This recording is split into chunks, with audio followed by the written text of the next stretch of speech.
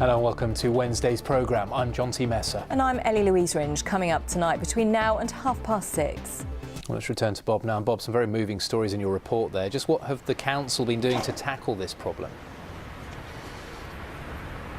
The Deputy Mayor of Helsinki told me investing in housing to end homelessness has cost less than trying to manage it. Well, we realised that it pays. More permanent housing's been built, temporary accommodation has been shut down. So here in Helsinki 10 years ago, there were 600 hostel beds. Today, there are just 50. The next morning, I meet Juha Karkinen, one of the chief architects of Housing First. He's been advising the UK government on how Finland's scheme could work for them. They've now pledged to trial the policy in 3 areas of England. The scope of the situation. Well, let's now cross to our political correspondent, David Wood at Westminster. David, we heard how the government will be trialling the system used in Finland in some parts of the UK next year. So new plans to tackle the issue. Yeah, that's right.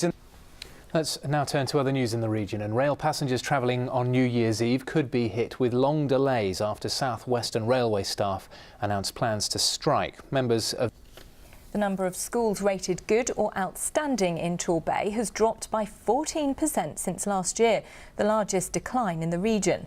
Figures from Dorset's Police and Crime Commissioner is calling on the government to lower the drink-drive limit. It comes as Next tonight, one of Devon's community hospitals is leading the way for prostate treatment with a new operation which could dramatically cut waiting lists and save the NHS millions of pounds. Tiverton Hospital is the first community hospital in the country to trial the Urolift system, a half-hour-long procedure where the patient can go home the same day. It's now being used as an alternative to major surgery.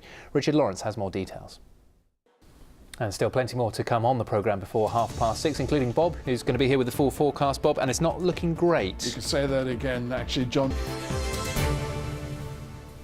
But first, independent retailers in Somerset have told ITV News that 2017 has been one of the most unpredictable years that they've ever seen. One shop owner in Taunton has blamed the uncertainty around Brexit for people not spending money.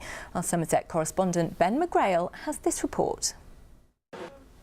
Next tonight, a man who lost £33,000 in a fraudulent text messaging con called smishing is warning other people to be aware of the dangers. It started when he received a text message that appeared to be from his bank. Well, new figures show more than 1,000 people have fallen victim to cyber fraud in Devon in the last 5 months alone. It is now the most common crime in the UK. Fran Lenori has this report.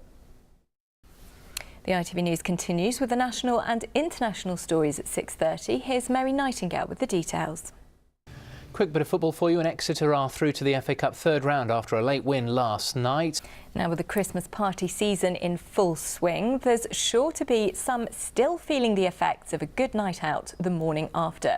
And now efforts are being made to better understand the curse of the hangover. Yes, academics are recruiting people to take part in tests to find out how a hangover affects the way we take in and remember information. Our correspondent Richard Payne explains.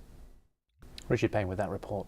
Now, a Devon seaside town has been branded the bossiest in Britain by a national newspaper after an online review said its warning signs were creating a Big Brother type atmosphere. It's angered many residents, but the Mayor of Dawlish admits the signs are giving a negative impression of the town.